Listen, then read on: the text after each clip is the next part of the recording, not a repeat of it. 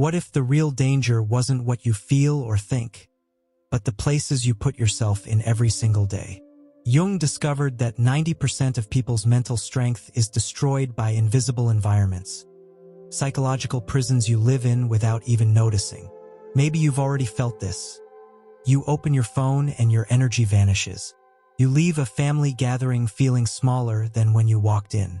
You're around people who never raise their voice, yet somehow they manage to kill your soul in silence. That's not a coincidence.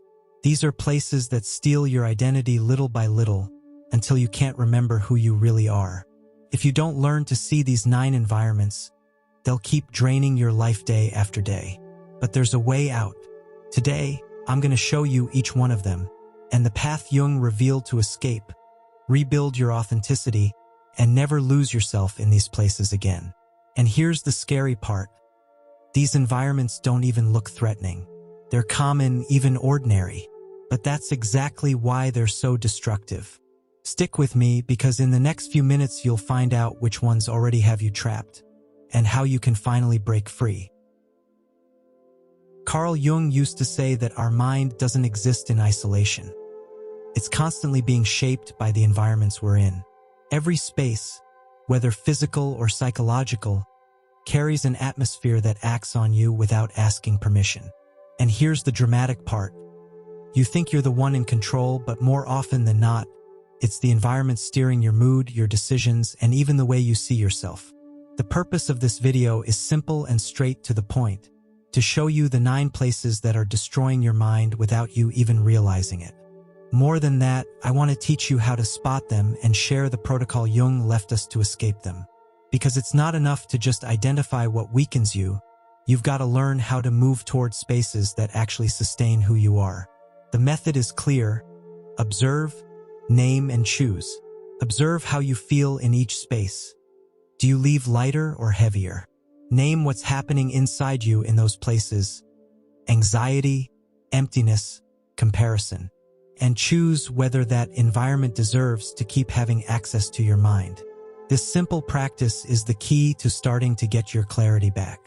You'll notice it's not just about willpower or discipline.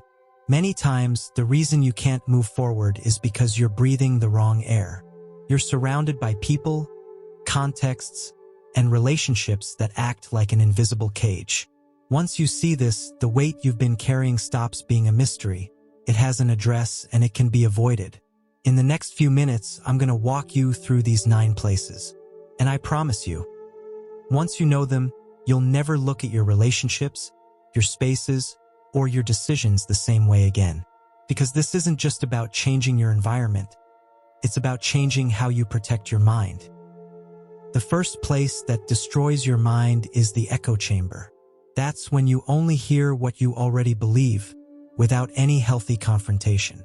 It happens in friend groups where everyone thinks alike, or on social media feeds that only show content reinforcing your worldview. It feels comfy, but it's dangerous. You don't grow, you don't question, and you end up trapped in a bubble that feeds illusions instead of expanding your awareness. Think about scrolling Instagram. You swipe and swipe, but it's always the same ideas, the same patterns, the same lifestyles. It's like the platform whispering, "Stay the same, don't change a thing." What looks like security is actually stagnation. It's like talking to a mirror over and over again. You see yourself, but you never discover anything new. Jung warned that the psyche needs friction, confrontation, and diversity if it's ever going to become whole. Now let's move on to the second place, the comparison arena. Here, you step into an invisible war that never ends. You buy something new, and right away you see someone with something better. You reach a personal milestone, and then find out somebody else did it faster. It's like running on a treadmill. You get exhausted, but you never get anywhere. This arena is especially crafted inside social media, where success is flaunted like a war medal. I lived this when I finally hit a goal I'd been chasing for years. Instead of feeling proud, the first thought that came to me was, but so-and-so is already way ahead. The emptiness that followed was heavier than the victory itself. And maybe you know that feeling too. looking at your own win and realizing it lost its shine because the environment around you turned celebration into silent competition. These two places might look normal on the surface, but they eat you alive from the inside. The echo chamber strangles your authenticity, while the comparison arena robs you of your peace. And if you feel trapped in either one, it's not a sign of weakness. It's just a reflection of the psychological field you're breathing in. Simply recognizing this is already the first step to regaining clarity, purpose, and freedom. And before I show you the next places, let me ask you something. If this content's making sense to you, hit that like button right now and subscribe to the channel. That way I can keep bringing you more of Jung's teachings. And drop a comment below telling me which country you're watching from and what topics you'd like to see in future videos. I'll be reading every single one carefully. The third place is the masked circle. This is the space of Jung's persona, where you put on roles just to fit into places that don't truly recognize you. It's when you laugh at jokes that aren't funny, agree just to avoid conflict, or reshape your opinions so you won't be excluded. At first, it feels like simple politeness or social adaptation, but over time you start to forget where the mask ends and where you begin. It's like wearing a mask all day long. At first, you know it's just a temporary piece. But as the days go by, the mask sticks to your face, and you can't even remember who's behind it anymore. That's the big trap of the masked circle. You survive by being accepted, but you lose your authenticity. You're surrounded by people, yet you feel a deep loneliness, because no one really knows who you are. Now we arrive at the fourth place, the silent home. These are houses that, on the outside, look perfect. Everything's in order, nobody fights, but there's no expression of affection, no warmth, no human touch. It's as if everyone coexists in peace, but disconnected. The silence here isn't rest, it's absence. A silence that suffocates, because what's missing isn't noise, it's emotional life. Think of a plant inside a house. On the surface, it still looks green, still looks fine. But if it never gets watered, it slowly dries up. The silent home works the same way. You might even believe that everything's okay, but inside there's a slow erosion happening. The lack of affection, conversation, and emotional expression eats away without anyone noticing right away. And when you finally do, the roots are already dry. These two environments, the masked circle and the silent home, rob you in different ways. One forces you to perform just to be accepted. The other teaches you to stay quiet so you won't disturb. In the end, though the result's the same, you disconnect from who you really are. And when that happens, life turns into a rehearsed play, where you're always on stage, but never feel at home. The fifth place is the chaotic space. It's that environment where silence never exists, where constant noise and endless rush seem to be the rule. You pack your schedule with tasks, turn on the TV, blast loud music, scroll your phone, all at once. It looks normal on the surface, but deep down it's an escape. The more outside noise you create, the less you have to face the silence inside. It's like living with headphones blasting music at full volume. First, it might feel exciting, maybe even fun, but after a while, you forget what your own voice sounds like. In the chaotic space, your mind gets hooked on external noise and drifts away from what truly matters, what you feel, what you think, and what you need. This space doesn't strengthen you. It just numbs your deepest questions. The sixth place is the abandoned self. This happens when you lose yourself trying to please everyone else. You say yes when your soul is screaming no. You accept invitations you never wanted, take on projects that don't align with you, and even keep relationships that already lost their meaning. All of it just to keep the image of being a good person or to avoid disappointing others. It's like carrying a broken compass that only points outward. You keep following directions that satisfy other people, but you never look at where you actually want to go. In the end, that compass doesn't take you anywhere. It only leads to deep exhaustion, because every meaningless yes is a piece of yourself that gets lost along the way. The chaotic space steals your attention. The abandoned self steals your identity. One makes you forget to hear your own voice, The other makes you forget to obey your own truth. And when these two environments come together, you become a stranger to yourself. Busy, noisy, surrounded by people, but inwardly empty. The seventh place is the forbidden room. This is the space of the dark unconscious, where traumas, pains, and memories you tried to forget are stored. You pretend it doesn't exist, but it's always there. And sometimes you feel its presence when you explode in anger over something small, or when you're hit with a sadness you can't explain. It's not the present that weighs on you.